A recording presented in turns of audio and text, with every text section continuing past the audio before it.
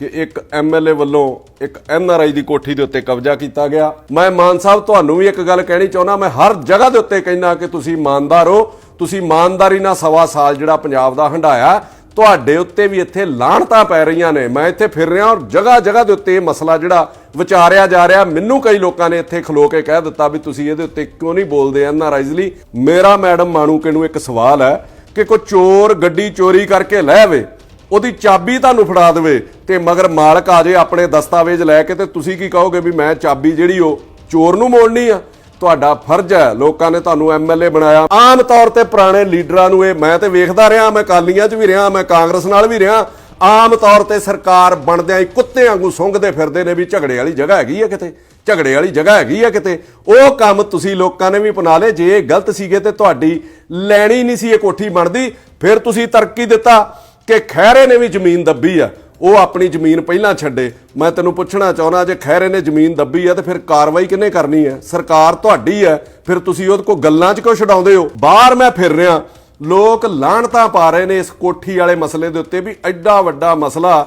ਉਹ ਦੋ ਲੇਡੀਜ਼ ਪੰਜਾਬ ਦੇ ਵਿੱਚ ਜਾ ਕੇ ਖੱਜਲ ਹੋ ਰਹੀਆਂ ਨੇ। ਇੱਥੇ ਵੀ ਰੋਜੀ ਰੋਟੀ ਦੀ ਫਿਕਰ ਹੈ, ਇੱਥੇ ਕੋਈ ਪੰਜਾਬ ਵਾਲਾ ਹਿਸਾਬ ਤੇ ਨਹੀਂ ਕਿ 10 ਦਿਨ ਨੌਕਰੀ ਤੇ ਨਾ ਜਾਓ ਤੇ MLA ਜਾਂ ਮੇਰੇ ਵਰਗਾ ਫੋਨ ਕਰਦੇ ਵੀ ਇਹਨੇ ਨਹੀਂ ਆਉਣਾ ਤੇ 10 ਦਿਨ ਇਹਦੀ ਹਾਜ਼ਰੀ ਲਾ ਦੀ। ਉਹੋ ਜਿਹਾ ਸਿਸਟਮ ਇੱਥੇ ਨਹੀਂ ਚੱਲਦਾ। ਇਹੋ ਲੋਕ ਸੁਰੱਖਿਅਤ ਨਹੀਂ ਹੈਗੇ, ਇਹਨਾਂ ਦੀਆਂ ਜਾਇਦਾਦਾਂ ਸੁਰੱਖਿਅਤ ਨਹੀਂ ਹੈਗੀਆਂ ਤੇ ਗੋਰੇ ਤੇ ਕਿਤੇ ਇੱਧਰ ਮੂੰਹ ਹੀ ਨਹੀਂ ਕਰ ਸਕਦੇ। ਜੋ ਮੈਂ ਗੋਰਿਆਂ ਦਾ ਹਾਲ ਵੇਖਦਾ, ਜਿੱਡੇ ਉਹ ਡਿਸਪਲਿਨ 'ਚ ਰਹਿੰਦੇ ਨੇ ਤੇ ਜਿੱਡੀ ਉਹ ਇਮਾਨਦਾਰੀ ਨਾਲ ਕੰਮ ਕਰਦੇ ਨੇ, ਹਰ ਬੰਦੇ ਦੇ ਨਹਾੜੇ ਕੱਢ ਲਏ। ਆ ਧਾਰੀਵਾਲ NRI ਮਿਨਿਸਟਰ ਹੈ, ਪਹਿਲਾ ਮਹਿਕਮਾ ਤੇ ਉਹਦੇ ਕੋਲੋਂ ਖੋਹ ਲਿਆ ਵੀ ਸਮਝ ਆ ਗਈ ਵੀ ਇਹ ਗੱਲਾਂ ਵਾਲਾ ਹੀ ਹੈ। ਆਪਾਂ ਉੱਥੋਂ ਕਬਜ਼ਾ ਛਡਾ ਲਿਆ, ਉੱਥੋਂ ਕਬਜ਼ਾ ਛਡਾ ਲਿਆ, ਨਾ ਤੇ ਬਾਦਲਾਂ ਦੇ ਕਬਜ਼ੇ ਛੁੱਟੇ ਨਾ ਵੱਡੇ ਲੀਡਰਾਂ ਦੇ ਕਬਜ਼ੇ ਛੁੱਟੇ ਤੇ ਧਾਰੀਵਾਲ ਨੂੰ ਉਸ ਕੰਮੋਂ ਤੋਂ ਤੁਸੀਂ ਵਿਹਲਾ ਕੀਤਾ। ਬਹੁਤ ਵਧੀਆ, ਵੀ ਸਿਵਾਏ ਗੱਲਾਂ ਤੋਂ ਬਗੈਰ ਕੁਝ ਹੈ ਨਹੀਂ ਸੀਗਾ। ਸੋ ਮੇਰੀ ਤੁਹਾਨੂੰ ਰਿਕੁਐਸਟ ਹੈ ਮਾਨ ਸਾਹਿਬ, ਮੈਂ ਕੋ ਗਰਮ ਬੋਲ ਕੇ ਚਾਰ ਗਾਲਾਂ ਕੱਢ ਕੇ ਸਰਕਾਰ ਨੂੰ, ਮੇਰਾ ਤਾਂ ਕੁਝ ਨਹੀਂ ਜਾਣਾ। ਇਹਨਾਂ ਲੋਕਾਂ ਦਾ ਮੈਂ ਮਸਲਾ ਖਰਾਬ ਨਹੀਂ ਕਰਨਾ ਚਾਹੁੰਦਾ, ਉਹਨੂੰ ਮੈਂ ਹੋਰ ਨਹੀਂ ਉਲਝਾਉਣਾ ਚਾਹੁੰਦਾ। ਮੈਂ ਤੁਹਾਨੂੰ ਬੜੀ ਨਿਮਰਤਾ ਦੇ ਨਾਲ ਰਿਕੁਐਸਟ ਕਰ ਰਿਹਾ ਕਿ ਇਹਨਾਂ ਨੇ ਮੈਨੂੰ ਵੀ ਬੜੀ ਆਸ ਨਾਲ ਸੱਦਿਆ ਔਰ ਤੁਹਾਡੇ ਵੱਲ ਵੀ ਬੜੀ ਆਸ ਦੇ ਨਾਲੇ ਨਿਗਾਹ ਲਾ ਕੇ ਗੱਡੇ ਨੇ।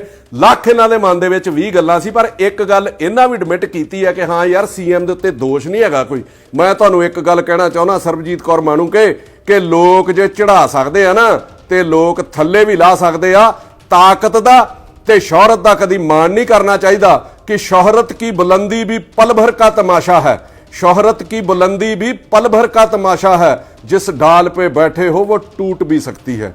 कि गुलाम फरीदा इत्थे सब मुसाफिर नहीं, कोई अज चलिया कोई कल चलिया, कोई बन गया रौनक पखियां दी, कोई छोड़ के शीश महल चलिया, कोई पलिया नाज ते नखरियां विच, कोई गर्म रेत ते थल चलिया, कोई भुल गया मकसद आवन दा, कोई करके मकसद हल चलिया। गुलाम फरीदा इत्थे सब मुसाफिर, कोई अज चलिया ते कोई कल चलिया। साथियों, आया तो मैं कैनेडा दे विच घुम्मण सीगा, पर बहुत सारिया फोन कॉल, बहुत सारे मैसेजेस, बहुत सारे सज्जणा मित्रां दे फोन, बहुत सारी अप्रोच जिहड़ी आई कि पंजाब दे विच एक बहुत गंभीर मसला चल रहा कि एक MLA ਵੱਲੋਂ एक NRI ਦੀ कोठी ਦੇ ਉੱਤੇ कब्जा किया गया। ਸੋ ਮੇਰੇ ਕੋਲੋਂ ਜਿੱਥੇ ਵੀ ਕਿਤੇ ਕੁਝ ਗਲਤ ਹੁੰਦਾ ਜਾਂ ਜਿੱਥੇ ਕਿਤੇ ਵੀ ਲੋਕਾਂ ਨੂੰ ਲੋੜ ਮਹਿਸੂਸ ਹੁੰਦੀ ਹੈ, ਕਦੀ ਮੈਂ ਮੂੰਹ ਵਿਖਾ ਕੇ ਭੱਜਾ ਨਹੀਂ। ਮੇਰੀ ਜ਼ਿੰਦਗੀ ਦਾ ਇਹ ਮਕਸਦ ਨਹੀਂ ਹੈ ਕਿ ਨਹਾ ਲਿਆ, ਸੌਂ ਲਿਆ, ਖਾ ਲਿਆ, ਕੱਪੜੇ ਪਾ ਲਏ, ਸਾਹ ਲੈ ਲਏ ਤੇ ਇਹਦੇ 'ਚ ਹੀ ਜ਼ਿੰਦਗੀ ਹੈ। ਹਾਂ, ਜ਼ਰੂਰ ਉੱਥੇ ਕੋਸ਼ਿਸ਼ ਕਰਦਾ ਵੀ ਕਿਸੇ ਨਾ ਕਿਸੇ ਦਾ ਫਾਇਦਾ ਜ਼ਰੂਰ ਹੋਵੇ। ਜੇ ਫਾਇਦਾ ਨਹੀਂ ਤੇ ਮੇਰੇ ਗੱਲ ਕਰਨ ਦੇ ਨਾਲ ਕਿਸੇ ਦਾ ਨੁਕਸਾਨ ਵੀ ਨਾ ਹੋਵੇ। ਮੈਂ ਜਿਹੜੀਆਂ ਦੋ ਲੈਣਾ ਕਹਿ ਕੇ ਆਪਣੀ ਗੱਲ ਸ਼ੁਰੂ ਕਰਨ ਲੱਗਾ, ਜਿਹੜਾ ਕੋਠੀ ਵਾਲਾ ਪੰਜਾਬ 'ਚ ਮਸਲਾ ਚੱਲ ਰਿਹਾ, मैं अपने बारे क्यों जरूरत समझी कि इत्थे मैं उन्होंने घर आया जिन्हों की ये कोठी, इन्हों के मिसेज तो इन्हों के माता जी जोड़े बजुर्ग ने वो पंजाब च फिर रहे हैं। इस करके मैनू भी ये महसूस होया कि मैनू ये जाके इन्हों की आवाज़ जी बुलंद करनी चाहिए है कि गुलाम फरीदा इत्थे सब मुसाफिर नहीं, कोई अज चलिया कोई कल चलिया, कोई बन गया रौनक पखियां दी, कोई छोड़ के शीश महल चलिया, कोई पलिया नाज ते नखरियां विच, कोई गर्म रेत ते थल चलिया, कोई भुल गया मकसद आवन दा, कोई करके मकसद हल चलिया। गुलाम फरीदा इत्थे सब मुसाफिर, कोई अज चलिया ते कोई कल चलिया। सो मकसद जिंदगी का यह होना चाहिए कि तुसी किसी दे नाल जिंदगी दे विच माड़े समय च जां मुश्किल दे विच खलोवो। ये नहीं कि किसी दे घर आए हो, मतलब घूमण फिरन आए हो, खा पी लिया ते चले गए। अज मैं इन्हां नूं कल आप फोन किया, मेरे किसी दोस्त ने नंबर दिता सीगा और इन्हां ने मैनूं अज इत्थे अपने घर बुलाया ਔਰ ਮੈਂ ਸਾਰੇ ਪੰਜਾਬ ਵਾਲਿਆਂ ਨਾਲ, ਸਾਰੇ ਜਿੱਥੇ ਵੀ NRI ਨੇ, ਜਿੱਥੇ ਵੀ ਇਹਨਾਂ ਦੇ ਹਮਦਰਦ ਲੋਕ ਨੇ ਜਿਹੜੇ NRIs ਦੇ, ਉਹਨਾਂ ਨਾਲ ਸਾਰੀ ਗੱਲ ਇਹ ਸਾਂਝੀ ਕਰਨੀ ਚਾਹੁੰਦਾ ਕਿ ਇਹ ਮਸਲਾ ਸ਼ੁਰੂ ਕਿੱਥੋਂ ਹੋਇਆ। ਇਹ ਮਈ ਲਾਸਟ ਦੀ ਗੱਲ ਹੈ। ਇਹ ਸਾਰ ਪਰਮਜੀਤ ਸਿੰਘ ਢਾਲੀਵਾਲ ਨੇ, ਜਿਨ੍ਹਾਂ ਦੇ ਉੱਥੇ ਮਦਰ ਵੀ ਗਏ ਹੋਏ ਨੇ ਤੇ ਵਾਈਫ ਵੀ ਇਹਨਾਂ ਦਾ ਇੱਕ ਦੋਸਤ ਆਸਟ੍ਰੇਲੀਆ ਦੇ ਵਿੱਚੋਂ ਇੰਡੀਆ ਜਿਹੜਾ ਉਹ ਘੁੰਮਣ ਗਿਆ। ਇਹਨਾਂ ਦੇ ਘਰ ਉਹਨੇ ਜਾ ਕੇ ਜਦੋਂ ਗੇੜਾ ਮਾਰਿਆ, ਇਹਨਾਂ ਨੂੰ ਮਿਲਣ ਗਿਆ ਜਾਂ ਇਹਨਾਂ ਦੇ ਮਾਤਾ ਜੀ ਦਾ ਹਾਲ ਚਾਲ ਪੁੱਛਣ ਗਿਆ, ਤਾਂ ਅੱਗੋਂ ਉਹਨੇ ਪੁੱਛਿਆ ਘਰ ਦੇ ਵਿੱਚ ਕਿ ਮਾਤਾ ਅਮਰਜੀਤ ਕੌਰ ਕਿੱਥੇ ਨੇ, ਤੇ ਅੱਗੋਂ ਕਹਿੰਦੇ ਜੀ ਇੱਥੇ ਅਮਰਜੀਤ ਕੌਰ ਨਹੀਂ, ਇੱਥੇ ਸਰਬਜੀਤ ਕੌਰ ਜਿਹੜੇ ਨੇ ਉਹ ਰਹਿੰਦੇ ਨੇ, ਉਹਨਾਂ ਦਾ ਘਰ ਹੈ। ਫਿਰ ਉਹਨੇ ਇਹਨਾਂ ਨੂੰ ਫੋਨ ਕੀਤਾ ਪਰਮਜੀਤ ਹੋਣਾ ਨੂੰ ਕਿ ਤੁਸੀਂ ਜਿਹੜਾ ਆਪਣਾ ਉਹ ਘਰ ਵੇਚ ਦਿੱਤਾ। ਇਹਨਾਂ ਕਿਹਾ ਜੀ ਅਸੀਂ ਬਿਲਕੁਲ ਨਹੀਂ ਵੇਚਿਆ। ਘਰ ਜਿਹੜਾ ਇਹਨਾਂ ਦਾ 2020 ਦੇ ਵਿੱਚ ਬੰਦ ਹੋ ਗਿਆ ਸੀਗਾ। ਬੰਦ ਇਸ ਕਰਕੇ ਕਿ ਉਦੋਂ ਕੋਵਿਡ, ਸਾਰੀ ਦੁਨੀਆ ਹੀ ਉਹਦੇ ਨਾਲ ਤਰਾਸਦੀ, ਉਸ ਦੇ ਵਿੱਚ ਸਾਰੇ ਉਸ ਪੀੜਾ ਦੇ ਵਿੱਚੋਂ ਨਿਕਲੇ ਆ। 2020 ਦੇ ਵਿੱਚ ਇਹਨਾਂ ਨੇ ਆਪਣੇ ਮਾਤਾ ਜੀ ਨੂੰ ਇੱਥੇ ਕੈਨੇਡਾ ਬੁਲਾ ਲਿਆ ਜੀ। ਇਹਨਾਂ ਦੇ ਮਾਤਾ ਜੀ ਕੈਨੇਡਾ ਆ ਗਏ ਔਰ 28 ਮਈ ਨੂੰ ਇਹਨਾਂ ਨੇ ਇਹਨਾਂ ਨੂੰ ਪਤਾ ਲੱਗਾ ਆਪਣੇ ਦੋਸਤ ਦੀ ਕਾਲ ਤੋਂ ਬਾਅਦ, ਔਰ ਇਹਨਾਂ ਦੀ ਵਾਈਫ ਜਿਹੜੀ ਹੈ ਉਹਨਾਂ ਨੇ ਕਾਲ ਤੁਸੀਂ ਕੀਤੀ ਕਿ ਤੁਹਾਡੇ ਮੈਸੇਜ ਨੇ ਜੀ ਮਾਣੂਕੇ ਨੂੰ? ਇਹਨਾਂ ਨੇ ਕਾਲ ਕੀਤੀ, ਜਿਹੜੀ ਫਸਟ ਕਾਲ ਹੈ 28 ਮਈ ਨੂੰ, ਜਿਨ੍ਹਾਂ ਦਾ ਨਾਂ ਲੱਗਦਾ ਸੀਗਾ ਕਿ ਘਰ ਦੇ ਵਿੱਚ ਉਹਨਾਂ ਦੀ ਅੱਜ ਕੱਲ੍ਹ ਰਹਿਸ਼ ਹੈ, ਉਹਨਾਂ ਨੇ ਕਾਲ ਚੁੱਕੀ ਨਹੀਂ। ਸੈਕੰਡ ਕਾਲ ਜਿਹੜੀ ਇਹਨਾਂ ਨੇ ਕੀਤੀ ਆਪਣੇ ਸੰਧਵਾ ਸਾਹਿਬ ਜਿਹੜੇ ਸਾਡੇ ਵਿਧਾਨ ਸਭਾ ਦੇ ਸਪੀਕਰ ਨੇ, ਉਹਨਾਂ ਨੇ ਵੀ ਕੋਈ ਮੇਰੇ ਖਿਆਲ ਗੱਲ ਨਹੀਂ ਤੁਹਾਡੇ ਨਾਲ ਹੋਈ, ਤੇ ਮੈਸੇਜ ਕੀਤਾ ਤੁਸੀਂ ਉਹਨਾਂ ਨੂੰ ਮੈਸੇਜ ਕੀਤਾ, ਔਰ ਉਹਨਾਂ ਨੇ ਅੱਗੋਂ ਕਿਹਾ ਕਿ ਤੁਹਾਡੀ ਕੰਪਲੇਂਟ ਜਿਹੜੀ ਆ ਮੈਂ ਉਹ ਫਾਰਵਰਡ ਕਰ ਦਿੱਤੀ ਹੈ CM ਹਾਊਸ ਦੇ ਵਿੱਚ। ਤੀਜੀ ਕਾਲ ਇਹਨਾਂ ਨੇ ਕੀਤੀ ਸਾਰ ਭਗਵੰਤ ਸਿੰਘ ਮਾਨ, ਮੁੱਖ ਮੰਤਰੀ ਪੰਜਾਬ ਦੇ OSD ਨੇ, ਮਨਜੀਤ ਸਿੱਧੂ, ਉਹਨਾਂ ਨੇ ਇਹਨਾਂ ਨਾਲ ਗੱਲਬਾਤ ਕੀਤੀ, ਇਹਨਾਂ ਕੋਲੋਂ ਰਿਟਨ ਕੰਪਲੇਂਟ ਮੰਗੀ, ਔਰ 7 ਮਈ ਨੂੰ ਜਿਹੜਾ ਮਨਜੀਤ ਸਿੰਘ OSD ਨੇ ਉਹ ਇਹਨਾਂ ਨੂੰ ਮਿਲਦੇ ਨੇ, ਔਰ ਉਹਨਾਂ ਨੇ ਥੋੜੀ ਦੂਰ ਜਾ ਕੇ ਸਾਰ ਭਗਵੰਤ ਸਿੰਘ ਮਾਨ ਨਾਲ ਗੱਲ ਕੀਤੀ, ਔਰ ਇਹਨਾਂ ਨੂੰ ਆ ਕੇ ਦੱਸਿਆ ਕਿ ਤੁਹਾਡਾ ਜਿਹੜਾ ਸਾਰਾ ਮਸਲਾ ਉਹ ਮੈਂ ਮਾਨ ਸਾਹਿਬ ਦੇ ਨੋਟਿਸ ਦੇ ਵਿੱਚ ਲਿਆ ਦਿੱਤਾ। 7 ਜੂਨ ਨੂੰ ਇਹ ਕੰਪਲੇਂਟ ਜਿਹੜੀ ਰਿਟਨ ਦੇ ਵਿੱਚ ਦਿੰਦੇ ਨੇ, ਉਹ ਕੰਪਲੇਂਟ ਦੀ ਇੱਕ ਕਾਪੀ ਦਿੰਦੇ ਨੇ CM ਨੂੰ, DGP ਨੂੰ, NRI ਮੰਤਰੀ ਕੁਲਦੀਪ ਸਿੰਘ ਢਾਲੀਵਾਲ ਨੂੰ, ਰਾਘਵ ਚੱਡਾ ਜਿਹੜੇ ਪੰਜਾਬ ਦੇ ਇੰਚਾਰਜ ਨੇ ਉਹਨਾਂ ਨੂੰ, ਕੇਜਰੀਵਾਲ ਹੋਣਾ ਨੂੰ, ਸੰਦੀਪ ਪਾਠਕ ਜਿਹੜੇ ਪੰਜਾਬ ਦੇ ਵਿੱਚ ਜਿਨ੍ਹਾਂ ਦਾ ਪੂਰਾ ਦਖਲ ਹੈ, ਉਹਨਾਂ ਸਾਰਿਆਂ ਨੂੰ ਇੱਕ ਕਾਪੀ ਇਹਨਾਂ ਜਿਹੜੀ ਫਾਰਵਰਡ ਕੀਤੀ ਹੈ। ਔਰ ਉਹਦੇ ਵਿੱਚ ਜੋ ਤੱਥ ਮੇਰੇ ਸਾਹਮਣੇ ਆਏ ਤੇ ਜੋ ਇਹਨਾਂ ਦਿੱਤੇ ਕਿ 8 ਜੂਨ ਨੂੰ ਜਿਹੜੀ ਫਰਦ ਹੈ ਉਹ ਇਹਨਾਂ ਦੀ ਅਮਰਜੀਤ ਕੌਰ ਜਿਹੜੇ ਇਹਨਾਂ ਦੇ ਮਾਤਾ ਜੀ ਨੇ ਉਹਨਾਂ ਦੇ ਨਾਂ ਦੇ ਉੱਤੇ ਬੋਲਦੀ ਹੈ। 8 ਜੂਨ ਦੀ ਇਹਨਾਂ ਨੇ ਉਹ ਕਾਪੀ ਕਢਾਈ ਹੈ ਫਰਦ ਦੀ, ਔਰ ਉਸ ਤੋਂ ਬਾਅਦ ਹੁਣ ਜਿਹੜੀ ਫਰਦ ਹੈ ਜਦੋਂ ਇਹ ਕੰਪਲੇਂਟ ਦੇ ਦਿੰਦੇ ਨੇ 8 ਜੂਨ ਤੱਕ ਇਹਨਾਂ ਦੇ ਨਾਂ ਤੇ ਹੈ, ਔਰ ਉਸ ਤੋਂ ਬਾਅਦ ਜਿਹੜੀ ਫਰਦ ਹੈ ਉਹ ਕਰਮ ਸਿੰਘ ਸਿੱਧੂ ਦੇ ਨਾਂ ਦੇ ਉੱਤੇ ਜਿਹੜੀ ਉਹ ਚੜ ਜਾਂਦੀ ਹੈ। 2004 ਦੇ ਵਿੱਚ ਇਹਨਾਂ ਨੇ ਕੋਠੀ ਖਰੀਦੀ ਆ, ਇੱਥੇ ਬੈਠੇ ਨੇ ਕੈਨੇਡਾ। 2004 ਤੁਸੀਂ ਕਿਹੜੇ ਸੰਨ ਤੋਂ ਆਏ ਹੋ ਜੀ ਇੱਥੇ? 80-81 ਤੋਂ ਇੱਥੋਂ, ਮਤਲਬ ਵੀ ਇਹ ਸਦੀ ਦਾ ਇੱਕ ਤੀਜਾ ਹਿੱਸਾ ਹੀ ਹੋ ਗਿਆ ਜਦੋਂ ਦੇ ਇੱਥੇ ਬੈਠੇ ਨੇ। 2004 ਦੇ ਵਿੱਚ ਇਹ ਕੋਠੀ ਖਰੀਦੀ ਹੈ, ਮਾਤਾ ਜੀ ਇਹਨਾਂ ਦੇ ਉੱਥੇ ਰਹਿੰਦੇ ਸੀਗੇ। 2005 21 ਮਾਰਚ ਜਿਹੜੀ 2005 ਉਦੋਂ ਇੱਕ ਪਾਵਰ ਆਫ ਟਾਰਨੀ ਤਿਆਰ ਹੁੰਦੀ ਹੈ ਅਸ਼ੋਕ ਕੁਮਾਰ ਵੱਲੋਂ, ਔਰ ਉਹਦੇ ਵਿੱਚ ਜਿਹੜੇ ਸਿਗਨੇਚਰ ਨੇ, ਜਿਵੇਂ ਇਹਨਾਂ ਨੇ ਦੱਸਿਆ ਕਿ ਫੇਕ ਸਿਗਨੇਚਰ ਜਿਹੜੇ ਅਮਰਜੀਤ ਕੌਰ ਦੇ, ਪਰਮਜੀਤ ਕੌਰ ਦੇ, ਔਰ ਉਹਦੀ ਰਿਪੋਰਟ ਤੱਕ ਆ ਚੁੱਕੀ ਹੈ। 2 ਜਿਹੜੇ ਫੋਰੈਂਸਿਕ ਮਾਹਰ ਨੇ ਉਹਨਾਂ ਕੋਲੋਂ ਇਹਨਾਂ ਨੇ ਰਿਪੋਰਟ ਜਿਹੜੀ ਲਈ ਹੈ ਕਿ ਇਹ ਸਿਗਨੇਚਰ ਜਿਹੜੇ ਮੈਚ ਹੀ ਨਹੀਂ ਕਰਦੇ। 16 ਜੂਨ ਨੂੰ ਇਹਨਾਂ ਕੋਲੇ 2 ਰਿਪੋਰਟਾਂ ਜਿਹੜੀਆਂ ਆ ਗਈਆਂ ਨੇ, ਜਿਹਦੀ ਆ ਕਾਪੀ ਇਹਨਾਂ ਨੇ ਹੁਣ ਇੱਥੇ ਮੈਨੂੰ ਦਿੱਤੀ ਹੈ। ਇਹ ਪੰਜਾਬ ਵੀ ਭੇਜ ਦਿੱਤੀਆਂ ਨੇ ਜੀ ਤੁਸੀਂ ਕਾਪੀਆਂ ਉੱਥੇ? ਦਸਤਾਵੇਜ਼ ਹੈ ਜੀ, ਉਹਨਾਂ ਨੇ ਕਰਵਾਈਆਂ ਸੀ ਸਾਡੇ ਲਈ, ਤੇ ਉਹਨਾਂ ਨੇ ਇਹਦੀ ਕੀਤੀ ਹੋਈ ਹੈ ਰਿਪੋਰਟ ਪੂਰੀ। ਉਹਦੇ ਅੱਗੇ ਵੇਖੋ, ਉਹਦੇ ਵਿੱਚ ਇੱਕ ਨੰਬਰਦਾਰ ਹੈ ਸ਼ਿਆਮ ਸਿੰਘ, ਉਹਦੇ ਸਾਈਨ ਵੀ ਇਹਦੇ ਵਿੱਚ ਮਿਸਮੈਚ ਜਿਹੜੇ ਨੇ, ਕਿਉਂਕਿ ਜਿਹੜੇ ਉਹਦੇ ਪੁਰਾਣੀਆਂ ਰਜਿਸਟਰੀਆਂ ਤੋਂ ਸਾਈਨ ਕੱਢੇ ਗਏ, ਜਦੋਂ ਪਹਿਲਾਂ ਵੀ ਕਿਤੇ ਨੰਬਰਦਾਰੀ ਦੇ ਤੌਰ ਤੇ ਗਵਾਹੀ ਪਾਉਂਦਾ ਸੀਗਾ, ਉਹ ਵੀ ਸਾਈਨ ਜਿਹੜੇ ਇਹਨਾਂ ਸਾਈਨਾਂ ਦੇ ਨਾਲ ਸਿਗਨੇਚਰ ਮੈਚ ਨਹੀਂ ਕਰਦੇ। ਔਰ ਉਹਦੀ ਡੈਥ ਹੋ ਚੁੱਕੀ ਉਸ ਬੰਦੇ ਦੀ, ਜਿਹੜਾ ਬੰਦਾ ਖੜਾ ਕੀਤਾ ਗਿਆ ਪਾਵਰ ਆਫ ਟਾਰਨੀ ਲਈ, ਔਰ ਮਾਤਾ ਜੀ ਦੀ ਜਗ੍ਹਾ ਤੇ ਜਿਹੜੀ ਔਰਤ ਖੜੀ ਕੀਤੀ ਗਈ ਹੈ ਉਹਦੀ ਵੀ ਕਹਿੰਦੇ ਡੈਥ ਹੋ ਚੁੱਕੀ ਆ। ਵੀ ਸਭ ਜਿਉਂਦੀਆਂ ਜੀ ਜਗ੍ਹਾ ਦੇ ਉੱਤੇ ਮਰਿਆਂ ਬੰਦਿਆਂ ਨੂੰ ਤਿਆਰ ਕਰਕੇ ਉਹਨਾਂ ਦੇ ਪੇਪਰ ਲਾਏ ਗਏ। ਐਡੀ ਮਤਲਬ ਕੀ ਇਹ ਮਤਲਬ ਪੰਜਾਬ 'ਚ ਚੱਲ ਕੀ ਰਿਹਾ ਹੈ, ਸਾਰਾ ਸੋਚਣ ਵਿਚਾਰਨ ਦੀ ਲੋੜ ਹੈ। ਇੱਕ ਰਿਪੋਰਟ ਇਹਨਾਂ ਨੂੰ ਫਿਰੋਜ਼ਪੁਰ ਤੋਂ ਵੀ ਆ ਗਈ ਹੈ, ਸੰਜੀਵ ਸ਼ਰਮਾ ਨੇ ਜੀ ਫੋਰੈਂਸਿਕ ਜਿਹੜੇ, ਉਹਨਾਂ ਨੇ ਵੀ ਇਹ ਰਿਪੋਰਟ ਇਹਨਾਂ ਨੂੰ ਤਿਆਰ ਕਰਕੇ ਦਿੱਤੀ ਕਿ ਸਾਈਨ ਜਿਹੜੇ ਉਹ ਬਿਲਕੁਲ ਜਿਹੜੇ ਮਿਸਮੈਚ ਨੇ। ਔਰ ਪੁਲਿਸ ਜਦੋਂ ਇਹ ਪੁੱਛਦੇ ਨੇ, ਇਹਨਾਂ ਦੇ ਵਾਈਫ ਉੱਥੇ ਨੇ, ਇਹਨਾਂ ਦੇ ਮਾਤਾ ਜੀ ਉੱਥੇ ਨੇ, ਉਹ ਬਾਰ-ਬਾਰ ਜਿਹੜੇ ਉਹ ਪੁਲਿਸ ਦੇ ਗੇੜੇ ਮਾਰ ਰਹੇ ਨੇ। ਔਰ ਅੱਜ ਰਿਪੋਰਟ ਆਊਗੀ, ਕੱਲ ਜਿਹੜੀ ਰਿਪੋਰਟ ਆਊਗੀ ਮਾਲ ਮਹਿਕਮੇ ਕੋਲੋਂ। ਮੈਂ ਪੁੱਛਣਾ ਚਾਹੁੰਦਾ ਕਿ ਐਡਾ ਹਾਈ ਪ੍ਰੋਫਾਈਲ ਜਿਹੜਾ ਉਹ ਕੇਸ ਹੋਵੇ, ਜਿਹੜਾ ਸਾਰੇ ਪੰਜਾਬ ਦੇ ਵਿੱਚ ਤੁਹਾਡੀ ਥੂ ਕਰਾ ਰਿਹਾ ਹੋਵੇ। ਮੈਂ ਮਾਨ ਸਾਹਿਬ ਤੁਹਾਨੂੰ ਵੀ ਇੱਕ ਗੱਲ ਕਹਿਣੀ ਚਾਹੁੰਦਾ, ਮੈਂ ਹਰ ਜਗ੍ਹਾ ਦੇ ਉੱਤੇ ਕਹਿੰਦਾ ਕਿ ਤੁਸੀਂ ਇਮਾਨਦਾਰ ਹੋ, ਤੁਸੀਂ ਇਮਾਨਦਾਰੀ ਨਾਲ ਸਵਾ ਸਾਲ ਜਿਹੜਾ ਪੰਜਾਬ ਦਾ ਹੰਢਾਇਆ, ਤੁਹਾਡੇ ਉੱਤੇ ਵੀ ਇੱਥੇ ਲਾਹਣਤਾਂ ਪੈ ਰਹੀਆਂ ਨੇ। ਮੈਂ ਇੱਥੇ ਫਿਰ ਰਿਹਾ ਔਰ ਜਗ੍ਹਾ ਜਗ੍ਹਾ ਦੇ ਉੱਤੇ ਇਹ ਮਸਲਾ ਜਿਹੜਾ ਵਿਚਾਰਿਆ ਜਾ ਰਿਹਾ। ਮੈਨੂੰ ਕਈ ਲੋਕਾਂ ਨੇ ਇੱਥੇ ਖਲੋ ਕੇ ਕਹਿ ਦਿੱਤਾ ਵੀ ਤੁਸੀਂ ਇਹਦੇ ਉੱਤੇ ਕਿਉਂ ਨਹੀਂ ਬੋਲਦੇ NRIs ਲਈ। 8 ਨੂੰ ਇਹਨਾਂ ਨੂੰ ਥਾਣੇ ਦੇ ਵਿੱਚ ਬੁਲਾਇਆ ਜਾਂਦਾ ਇਸ ਕੰਪਲੇਂਟ ਬੇਸ ਦੇ ਉੱਤੇ। ਉੱਥੇ ਬੈਠੇ ਹੁੰਦੇ ਨੇ SP ਪਰਮਾਰ ਤੇ DSP ਵਿਰਕ, ਉੱਥੇ ਮਾਣੂਕੇ ਮੈਡਮ ਦੇ ਹਸਬੈਂਡ ਆਉਂਦੇ ਨੇ ਔਰ ਉਹਦੇ ਵਿੱਚ ਉੱਥੇ ਇਹਨਾਂ ਨਾਲ ਗੱਲਬਾਤ ਹੁੰਦੀ ਹੈ ਕਿ ਤੁਸੀਂ ਕੋਠੀ ਕਿੰਨੀ ਦੇਰ ਤੋਂ ਰਹਿ ਰਹੇ ਹੋ। ਕੀ ਕਹਿੰਦੇ ਜੀ 15 ਦਿਨ ਤੋਂ ਰਹਿ ਰਹੇ ਆ। 15 ਦਿਨ ਦਾ ਉੱਤੇ ਲਾਇਆ, ਕਹਿੰਦੇ 2 ਮਹੀਨੇ ਤੋਂ ਕਿਰਾਏ ਤੇ ਲਈ ਹੋਈ ਹੈ। 2 ਮਹੀਨੇ ਤੋਂ ਕਹਿੰਦੇ ਨੇ ਕਿਰਾਏ ਤੇ ਲਈ ਹੋਈ ਆ ਤੇ ਕਿਰਾਏਨਾਮੇ ਦੇ ਵਿੱਚ ਮੇਰੇ ਖਿਆਲ 15 ਮਈ ਦਾ ਟਾਈਮ ਹੈ। 15 ਮਈ ਦੇ ਵਿੱਚ 15 ਦਿਨਾਂ ਚੋਂ ਕੋਠੀ ਤਿਆਰ ਵੀ ਕਿਵੇਂ ਹੋ ਗਈ, ਉਹ ਰੈਨੋਵੇਟ ਵੀ ਕਿਵੇਂ ਹੋ ਗਈ ਕਿ ਜਦੋਂ ਇਹ ਇੱਥੇ ਰਹਿ ਰਹੇ ਨੇ। ਸਾਰਾ ਕੁਝ ਇੱਕ ਸਾਜ਼ਿਸ਼ ਦਾ ਹਿੱਸਾ ਸੀਗਾ ਜਿਹਦੀ ਇਨਕੁਆਇਰੀ ਕਰਨੀ ਚਾਹੀਦੀ ਆ, ਨਾ ਕਿ ਇਹ ਲੋਕ ਖੱਜਲ ਹੋਣ। ਔਰ DSP ਵਿਰਕ ਆ ਜਿਹੜਾ ਉੱਥੇ, ਉਹ ਇਹਨਾਂ ਦੇ ਮੈਸੇਜ ਨੂੰ ਕਹਿੰਦਾ ਕਿ ਤੁਸੀਂ ਕੋਠੀ ਕਿਰਾਏ ਤੇ ਦੇ ਦਿਓ। ਹੁਣ ਉਸ DSP ਨੂੰ ਮੈਂ ਪੁੱਛਣਾ ਚਾਹੁੰਦਾ ਵੀ ਜੇ ਇਹ ਮਾਲਕ ਹੀ ਨਹੀਂ ਉਹ ਕੋਠੀ ਦੇ, ਤੁਸੀਂ ਇਹਨਾਂ ਨੂੰ ਮੰਨਦੇ ਹੀ ਨਹੀਂ ਇਹ ਮਾਲਕ ਨੇ, ਫਿਰ ਕਿਹੜੇ ਮਤਲਬ ਕਾਨੂੰਨ ਦੇ ਤਹਿਤ ਇਹਨਾਂ ਕੋਲੋਂ ਤੁਸੀਂ ਕੋਠੀ ਕਿਰਾਏ ਦੇ ਉੱਤੇ ਮੰਗ ਰਹੇ ਹੋ। ਫਿਰ ਅੱਗੋਂ ਇਹਨਾਂ ਨੂੰ ਮੈਸੇਜ ਦਿੱਤਾ ਜਾਂਦਾ ਕਿ ਵੇਚ ਦਿਓ। ਇੱਥੇ ਇੱਕ ਬੰਦਾ ਇਹਨਾਂ ਨੂੰ ਅਪਰੋਚ ਕਰਦਾ ਹੈ ਕਿ ਕੋਠੀ ਵੇਚ ਦਿਓ, ਤੁਸੀਂ, ਤੁਹਾਨੂੰ ਇੰਨੇ ਪੈਸੇ ਦੇ ਦਿੰਦੇ ਆ, ਜਿੰਨਾ ਮੁੱਲ ਹੈ ਉਸ ਤੋਂ ਵੱਧ ਦੇਣ ਨੂੰ ਤਿਆਰ ਹੋ ਗਏ ਕਿ ਮੈਡਮ ਦਾ ਜਿਹੜਾ ਅਕਸ ਹੈ ਉਹ ਕਿਤੇ ਸਾਫ਼ ਸੁਥਰਾ ਕਰ ਲਿਆ ਜਾਵੇ। ਅਕਸ ਇਸ ਤਰੀਕੇ ਸਾਫ਼ ਨਹੀਂ ਹੋਣਾ ਮੈਡਮ, ਤੁਸੀਂ ਵੀ ਸੁਣ ਲਓ ਮਾਣੂਕੇ ਜੀ। ਅਕਸ ਤੁਹਾਡਾ ਸਾਫ਼ ਤਾਂ ਹੋਣਾ ਸੀਗਾ ਤੁਸੀਂ ਇਹਨਾਂ ਦੀ ਖੁਦ ਰਖਵਾਲੀ ਕਰਦੇ।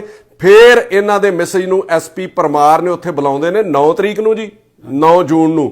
6 ਵਜੇ ਤੱਕ ਉਹ ਇਹਨਾਂ ਨੂੰ ਮਿਲਦੇ ਹੀ ਨਹੀਂ। 6 ਵਜੇ ਉਹ ਇਹਨਾਂ ਨੂੰ ਕਾਲ ਕਰਦੇ ਨੇ ਸਾਰਾ ਦਿਨ ਬਹਿ ਕੇ ਔਰ SP ਸਾਹਿਬ ਕਹਿੰਦੇ ਨੇ ਕਿ DSP ਵਿਰਕ ਨੂੰ ਮਿਲ ਲਓ। ਆਂਦੇ ਜੀ ਉੱਥੋਂ ਤੋਂ ਨਿਆਂ ਹੀ ਨਹੀਂ ਮਿਲ ਰਿਹਾ, ਉਹ ਤੇ ਕੋਠੀ ਕਿਰਾਏ ਤੇ ਮੰਗ ਰਹੇ ਨੇ। ਉਹਨਾਂ ਕੋਲੋਂ ਅਸੀਂ ਕੁਝ ਨਹੀਂ ਮਤਲਬ ਤੁਹਾਨੂੰ ਸਿੱਧੇ ਤੌਰ ਦੇ ਉੱਤੇ ਮਿਲਣਾ ਚਾਹੁੰਦੇ ਆ, SSP ਨੂੰ ਮਿਲਣਾ ਚਾਹੁੰਦੇ ਆ। ਇਹ ਗੁਰਮੀਤ ਸਿੰਘ ਖੁੱਡੀਆਂ ਮੰਤਰੀ ਨੂੰ ਮਿਲਦੇ ਨੇ, ਜਿਹੜੇ ਨਵੇਂ ਮੰਤਰੀ ਬਣੇ ਨੇ। ਉਹ ADGP ਕੋਲ ਤੋਰ ਦਿੰਦੇ ਨੇ, ADGP ਇਹਨਾਂ ਨੂੰ SSP ਕੋਲ ਤੋਰ ਦਿੰਦੇ ਨੇ, SSP ਅੱਗੋਂ ਇਹਨਾਂ ਨੂੰ SP ਪਰਮਾਰ ਕੋਲ ਤੋਰ ਦਿੰਦੇ ਨੇ। ਬਸ ਇਸੇ ਗੱਦੀ ਗੇੜ ਦੇ ਵਿੱਚ ਸੋ ਇਹ ਮਸਲਾ ਸਭ ਤੋਂ ਪਹਿਲਾਂ ਖਹਿਰਾ ਸਾਹਿਬ ਨੇ ਚੁੱਕਿਆ ਜੀ। ਪਤਾ ਨਹੀਂ ਕਿੱਥੋਂ ਟਵੀਟ ਆਈ ਇਹ ਖਹਿਰਾ ਸਾਹਿਬ ਨੇ ਮੇਰੇ ਖਿਆਲ ਟਵੀਟ ਕੀਤਾ ਔਰ ਮੇਰੀ ਸਰਕਾਰ ਨੂੰ ਇੱਕ ਅਪੀਲ ਹੈ ਕਿ ਖਹਿਰਾ ਸਾਹਿਬ ਦੇ ਨਾਲ ਤੁਹਾਡੀ ਸੁਖਪਾਲ ਖਹਿਰਾ ਨਾਲ ਜਿੰਨੀ ਮਰਜ਼ੀ ਲੱਗਦੀ ਹੋਵੇ, ਜੋ ਮਰਜ਼ੀ ਹੋਵੇ, ਜਿਹੜੀ ਗੱਲ ਫੈਕਟ ਦੇ ਉੱਤੇ ਕੋਈ ਬੰਦਾ ਚੁੱਕੇ ਉਹਦੇ ਉੱਤੇ ਵਿਚਾਰ ਜ਼ਰੂਰ ਕਰਨਾ ਚਾਹੀਦਾ। ਇਹ ਨਹੀਂ ਸੋਚ ਲੈਣਾ ਚਾਹੀਦਾ ਵੀ ਇਹ ਮਸਲਾ ਖਹਿਰੇ ਨੇ ਚੁੱਕਿਆ ਤੈਨੂੰ ਹੱਲ ਹੀ ਨਹੀਂ ਕਰਨਾ, ਉਹਦੇ ਅੱਗੇ ਆਪਾਂ ਅੜੀ ਕਰ ਲੈਣੀ ਆ। ਇਹਦੇ ਨਾਲ ਤੁਹਾਡੀ ਸਰਕਾਰ ਦਾ ਅਕਸ ਵੀ ਡਿੱਗ ਰਿਹਾ। ਇੱਥੇ ਤੱਕ ਇਹਨਾਂ ਨੂੰ ਅਪਰੋਚ ਕਰਨ ਦੀ ਜਿਹੜੀ ਉਹ ਕੋਸ਼ਿਸ਼ ਕੀਤੀ ਜਾ ਰਹੀ ਹੈ ਔਰ ਮਤਲਬ ਇਹ ਟੱਬਰ ਤੋਂ ਅੱਡ ਹੋ ਕੇ ਬੈਠੇ ਨੇ। ਸਾਰਾ ਟੱਬਰ ਤੇ ਉੱਥੇ ਬਹਿ ਨਹੀਂ ਨਾ ਸਕਦਾ, ਇਹ ਇੱਥੇ ਕੰਮ ਕਰ ਦੇਖ ਰਹੇ ਨੇ। ਵਾਈਫ ਇਹਨਾਂ ਦੇ ਮਤਲਬ ਜਿਹੜੇ ਤੇ ਮਦਰ ਉਹਨਾਂ ਦੇ ਬਜ਼ੁਰਗ ਨੇ ਉੱਥੇ ਕੰਮ ਕਰ ਦੇਖ ਰਹੇ ਨੇ। ਹੁਣ ਜਿਹੜੀ ਮੈਂ ਮਾਣੂਕੇ ਦੀ ਪ੍ਰੈਸ ਕਾਨਫਰੰਸ ਸੁਣੀ, ਉਹ 2-3 ਦਿਨ ਤੋਂ ਬੋਲ ਰਹੇ ਆ ਪ੍ਰੈਸ ਵਾਲਿਆਂ ਨੂੰ ਸੱਦ ਕੇ, ਉਹਦੇ ਵਿੱਚ ਉਹ ਤਰਕ ਕੀ ਦਿੰਦੇ ਨੇ ਕਿ ਜਿੰਨੇ ਮੈਨੂੰ ਘਰ ਦੀ ਚਾਬੀ ਦਿੱਤੀ, ਮੈਨੂੰ ਨਹੀਂ ਪਤਾ ਉਹ ਠੀਕ ਆ ਗਲਤ ਆ, ਮੈਂ ਚਾਬੀ ਉਹਨੂੰ ਵਾਪਸ ਮੋੜ ਦਿੱਤੀ। ਮੇਰਾ ਮੈਡਮ ਮਾਣੂਕੇ ਨੂੰ ਇੱਕ ਸਵਾਲ ਹੈ ਕਿ ਕੋਈ ਚੋਰ ਗੱਡੀ ਚੋਰੀ ਕਰਕੇ ਲੈ ਆਵੇ, ਉਹਦੀ ਚਾਬੀ ਤੁਹਾਨੂੰ ਫੜਾ ਦੇਵੇ ਤੇ ਮਗਰ ਮਾਲਕ ਆ ਜੇ ਆਪਣੇ ਦਸਤਾਵੇਜ਼ ਲੈ ਕੇ, ਤੇ ਤੁਸੀਂ ਕੀ ਕਹੋਗੇ ਵੀ ਮੈਂ ਚਾਬੀ ਜਿਹੜੀ ਉਹ ਚੋਰ ਨੂੰ ਮੋੜਨੀ ਆ? ਤੁਹਾਡਾ ਫਰਜ਼ ਹੈ, ਲੋਕਾਂ ਨੇ ਤੁਹਾਨੂੰ MLA ਬਣਾਇਆ। ਮੈਂ ਸੁਣਦਾ ਸੀਗਾ ਕੱਲ ਤੁਹਾਨੂੰ ਕਿ ਮੈਂ MLA 40,000 ਤੇ ਜਿੱਤੀ ਆ ਔਰ 40,000 ਤੇ ਤੁਸੀਂ ਜਿੱਤੇ ਹੋ ਤੇ ਤੁਹਾਡੇ ਇਲਾਕੇ ਦੇ ਲੋਕਾਂ ਦੀ ਜਾਨ ਤੇ ਮਾਲ ਦੀ ਰਾਖੀ ਕਰਨਾ ਵੀ ਤੁਹਾਡਾ ਫਰਜ਼ ਬਣਦਾ। ਇਹ ਲੋਕਾਂ ਨੂੰ ਧੱਕੇ ਨਾ ਖਾਣੇ ਪੈਣ। ਇਹਨਾਂ ਲੋਕਾਂ ਨੇ ਤੁਹਾਨੂੰ NRIs ਨੇ ਸਾਰੀ ਸਰਕਾਰ ਨੂੰ ਤੁਹਾਨੂੰ ਲੋਕਾਂ ਨੂੰ ਫੰਡਸ ਵੀ ਦਿੱਤੇ ਨੇ, ਇਸ ਕਰਕੇ ਨਹੀਂ ਦਿੱਤੇ ਕਿ ਸਾਡੀਆਂ ਕੋਠੀਆਂ ਦੇ ਉੱਤੇ ਸਾਡੀਆਂ ਜਾਇਦਾਦਾਂ ਦੇ ਉੱਤੇ ਕਬਜ਼ਾ ਕਰ ਲਓ, ਸਾਨੂੰ ਖੱਜਲ ਹੋਣਾ ਪਵੇ। ਮੈਂ ਤੁਹਾਨੂੰ ਇੱਕ ਗੱਲ ਕਹਿਣਾ ਚਾਹੁੰਦਾ ਸਰਬਜੀਤ ਕੌਰ ਮਾਣੂਕੇ ਕਿ ਲੋਕ ਜੇ ਚੜਾ ਸਕਦੇ ਆ ਨਾ ਤੇ ਲੋਕ ਥੱਲੇ ਵੀ ਲਾ ਸਕਦੇ ਆ।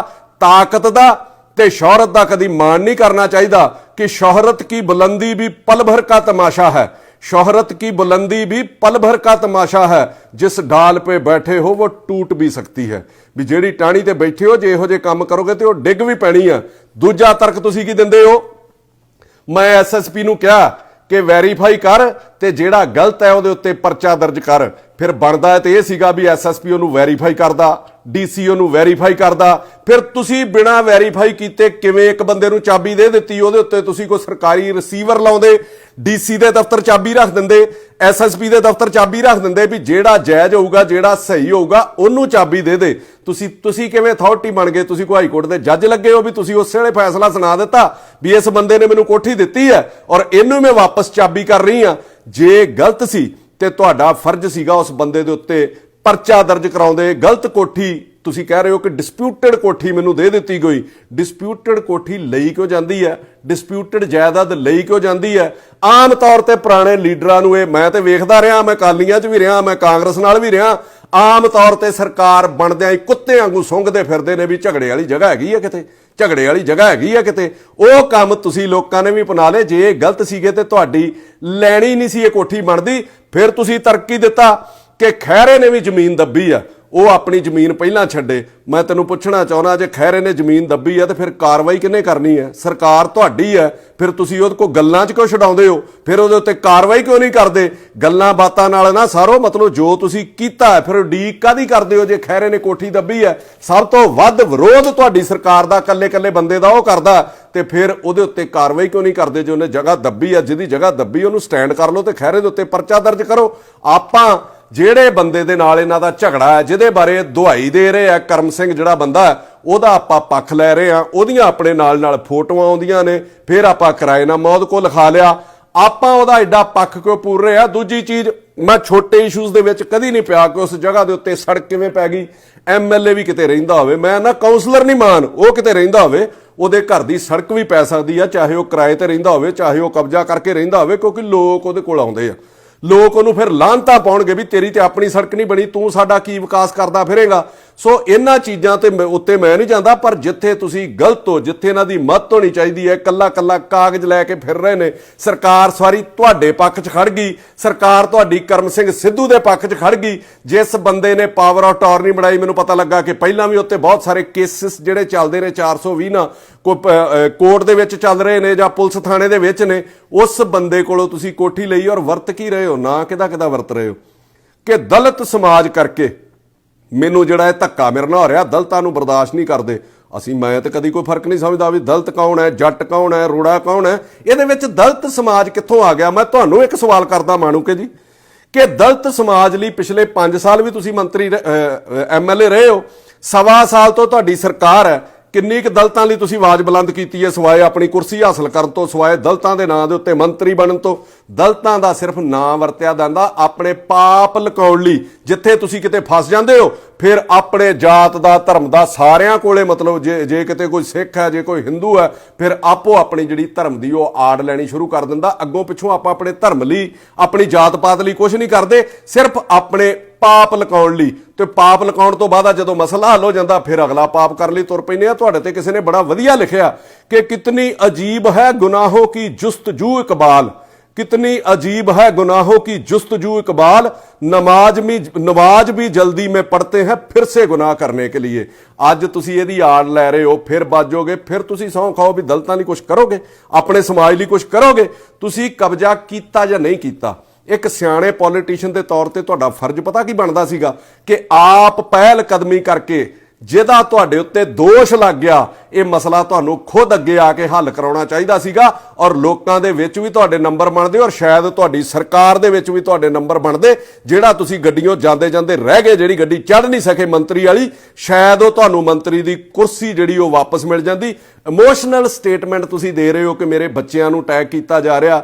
ਮੈਂ ਪੁੱਛਣਾ ਚਾਹੁੰਦਾ, ਮੈਂ ਵੀ ਸਾਰਾ ਦਿਨ ਆ ਦੇਖਦਾ ਫੇਸਬੁੱਕ, ਸੋਸ਼ਲ ਮੀਡੀਆ, ਲੋਕ ਮੈਨੂੰ ਦੱਸਦੇ ਨੇ ਕਿੱਥੇ ਤੁਹਾਡੇ ਕਿਸੇ ਬੱਚੇ ਦਾ ਕਿਸੇ ਨੇ ਨਾਂ ਲਿਆ।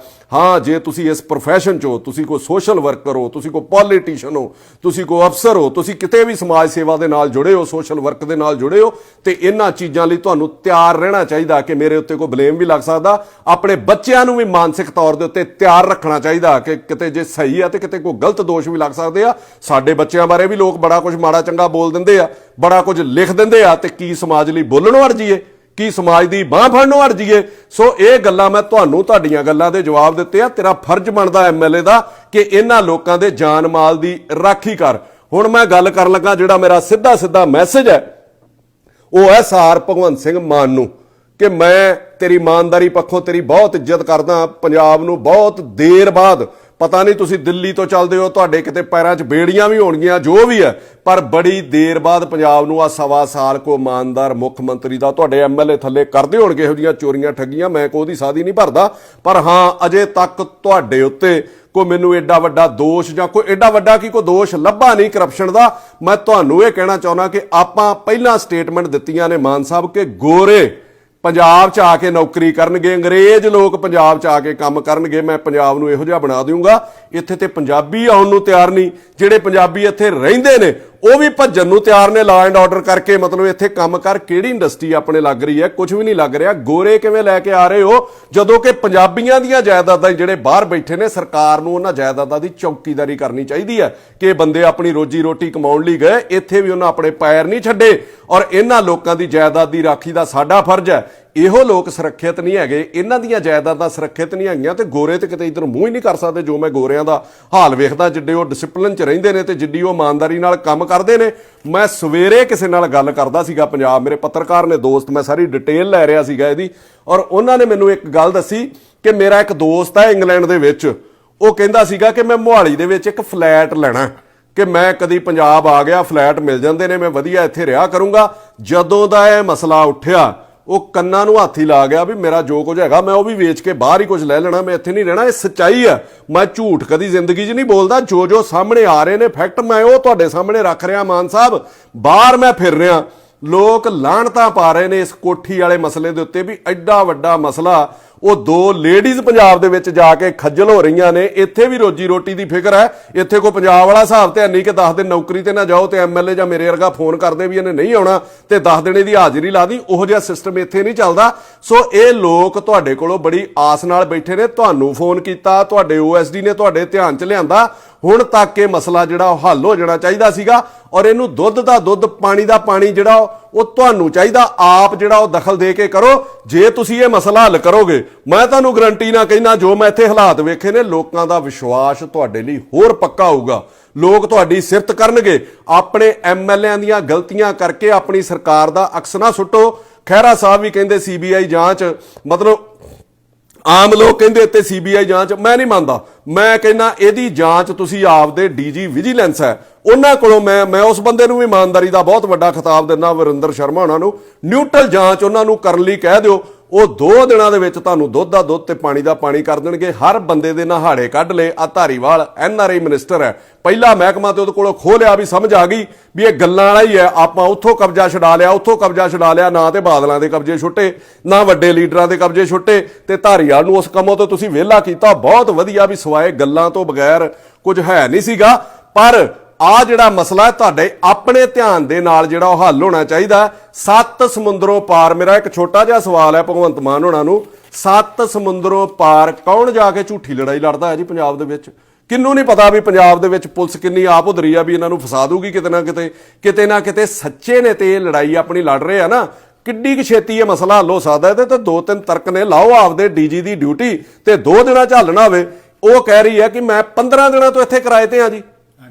ਤੁਸੀਂ ਫੋਨ ਲੋਕੇਸ਼ਨ ਕਢਾ ਲਓ ਇਨਵੈਸਟੀਗੇਸ਼ਨ ਦੇ ਵਿੱਚ ਕਿ ਉਹਦੇ ਘਰ ਵਾਲੇ ਦੀ ਕਿੰਨੀ ਦੇਰ ਤੋਂ ਇਸ ਕੋਠੀ ਦੇ ਵਿੱਚ ਲੋਕੇਸ਼ਨ ਆ ਰਹੀ ਹੈ, ਉਹ ਬੀਬੀ ਦੀ ਇਸ ਕੋਠੀ ਦੇ ਵਿੱਚ ਕਿੰਨੀ ਦੇਰ ਤੋਂ ਲੋਕੇਸ਼ਨ ਆ ਰਹੀ ਹੈ, ਔਰ ਤੁਸੀਂ ਉਹਦਾ ਜਿਹੜਾ ਸਟਾਫ ਹੈ ਉਹਦੀ ਕਿੰਨੀ ਦੇਰ ਤੋਂ ਜਿਹੜੀ ਇੱਥੇ ਲੋਕੇਸ਼ਨ ਆ ਰਹੀ ਹੈ, ਤੇ ਦੁੱਧ ਦਾ ਦੁੱਧ ਪਾਣੀ ਦਾ ਪਾਣੀ ਹੋ ਜਾਣਾ ਵੀ ਉਹ ਬੀਬੀ ਕਿੰਨੀ ਦੇਰ ਤੋਂ ਰਹਿ ਰਹੀ ਹੈ। ਸੋ ਸੱਦੇ ਆਪਾਂ ਗੋਰਿਆਂ ਨੂੰ ਦਿੰਨੇ ਆ, ਪਰ ਇਹਨਾਂ ਲੋਕਾਂ ਦੀ ਬਾਂਹ ਹੀ ਫੜ ਲਈਏ ਜਿਹੜੇ ਇੱਥੇ ਗੋਰਿਆਂ ਕੋਲ ਆ ਕੇ ਆਪਣਾ ਕੰਮਕਾਰ ਕਰਦੇ ਨੇ। ਗੋਰੇ ਬਾਅਦ ਚੋਂ ਆਉਂਦੇ ਰਹਿਣਗੇ, ਪਹਿਲਾਂ ਆਪਾਂ ਇਹਨਾਂ ਦੀ ਬਾਂਹ ਤੇ ਫੜੀਏ। ਸੋ ਮੈਂ ਤੁਹਾਨੂੰ ਕਹੂੰਗਾ ਕਿ ਬੇਹਿਸਾਬ ਹਸਰ ਤੇ ਨਾ ਪਾਲੀਏ, ਬੇਹਿਸਾਬ ਹਸਰ ਤੇ ਨਾ ਪਾਲੀਏ, ਜੋ ਮਿਲਾ ਹੈ ਉसी को ਸੰਭਾਲੀਏ। ਆਪਾਂ ਇਹਨਾਂ ਲੋਕਾਂ ਨੂੰ ਤੇ ਸੰਭਾਲ ਲਈਏ।